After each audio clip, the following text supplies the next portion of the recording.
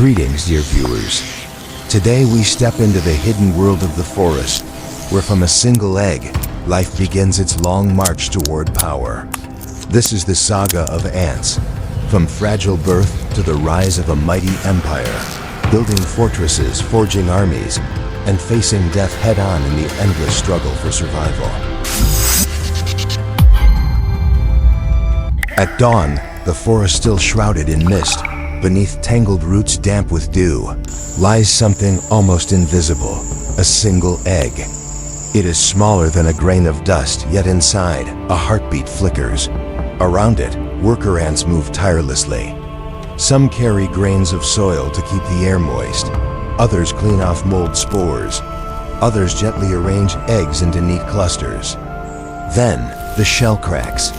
Out wriggles a tiny larva, pale and helpless. It cannot walk, cannot feed itself. At once, workers lift it gently, carry it to the safest chamber, and begin to feed it with drops of nourishing fluid. Each day it grows, shedding its skin, swelling with silent determination. Finally, it spins a cocoon. To the outside eye, it is still lifeless. But inside, a miracle is unfolding. Muscles forming, jaws sharpening, antennae sprouting. Time passes, and one night the cocoon trembles. A new ant emerges, soft and white, blind and fragile. The colony greets it with a ritual of antennae touches. From this moment on, its fate belongs not to itself, but to the colony, to the empire yet to come. The young ant's training begins immediately. Workers teach it through silent signals, the language of scent and touch. A brush of antennae passes along maps of the tunnels, the smell of the queen, the rules of traffic. Its first jobs are small, carrying a crumb of soil, moving a flake of leaf, keeping balance along a narrow corridor. It learns to step aside when traffic flows the other way, to follow invisible scent trails, to sense shifts in airflow that warn of danger. Slowly its legs harden, its jaws darken. Soon it is assigned to the brood chamber. There, it learns how to cradle fragile eggs, how to rotate them to prevent mold, how to clean larvae so they always carry the colony's scent. For the first time, it feels responsibility. The survival of generations lies in its small jaws.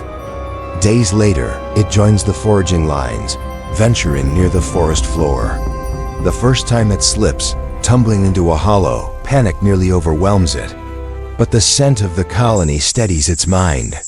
It climbs back, antennae raised, greeted by a worker's reassuring touch. Lesson learned. Fear can be overcome with calm and memory. By the week's end, it guards the entrance. Here it learns to identify friend from foe, to block intruders with its body, to sound the alarm with one brush of antennae. When a beetle tries to sneak inside, the young ant clamps its leg, holding firm until others arrive.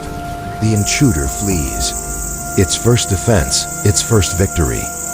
No longer a child, it has become a part of the great machine, a single cell in the body of the colony. Yet its journey is only beginning. Not all ants are destined for the same path. Some remain workers, but this one, with a stronger body and broader head, is chosen. It will be a soldier. Training is brutal. It must stand motionless at the gate for hours, jaws wide, unblinking, resisting wind, rain, and fear. It gnaws at hard wood until its jaws ache and bleed, building the strength to crush enemies. It balances on slippery roots at night, testing its legs against gravity, because battles often happen in perilous places. Rain drills are worst, forced to stand as torrents pound its body, never yielding, never retreating. When the storm ends, the young soldier trembles with exhaustion, but pride glows in its eyes. Then comes formation training. Soldiers line up shoulder to shoulder, responding only to antennae commands. One short tap means shift left. 2 long strokes mean form a spearhead. Every ant must move as one. A single mistake could shatter the wall. Slowly, they master the rhythm until the group moves like a living weapon. At last, the trial of battle. A black beetle invades. Huge, armored, claws scraping the ground. The squad surrounds it. Our ant lunges, clamping its jaws into a vulnerable joint. The beetle thrashes, but comrades pile on. Within moments, the giant falls. Victory. The young soldier, once fragile larva, now knows the taste of war. From then on, it patrols with pride, marching beside foragers, guarding the queen, ready to die at the threshold. It is no longer just an ant. It is a warrior. With soldiers to protect them, the colony's ambition grows. What was once a hidden nest becomes a fortress. Every dawn, rivers of workers march out, carrying soil, leaves, resin. Bit by bit, walls rise, tunnels expand, storage chambers deepen. The nest becomes a city. Grand avenues where two columns pass without colliding, secret alleys leading to hidden vaults, brood rooms layered like royal chambers. Above ground, the mound swells higher each day, capped with leaf litter to disguise it, sealed with resin to resist storms. The fortress stands like a castle among roots, defying rain, sun, and intruder alike. Soldiers are stationed at every choke point. Patrols mark territory with scent, a chemical flag declaring, "This land belongs to us." Even other ant colonies hesitate when they sense the dense, sharp odor of thousands of defenders. Inside, the queen lays eggs endlessly. New generations hatch, swelling the empire's ranks. From a single egg, the colony has become a nation, its own kingdom with laws, soldiers, workers, and an unshakable rhythm of life. From atop the fortress mound, our soldier ant looks down at the endless flow of comrades.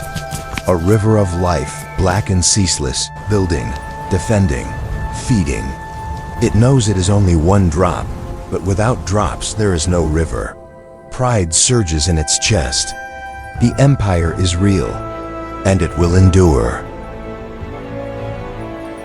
But every empire is tested.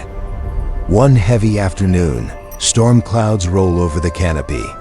In the damp air comes a foreign scent, an invading ant colony, larger, hungrier, advancing. Alarm spreads instantly. Soldiers rush to the gate. Jaws snap open.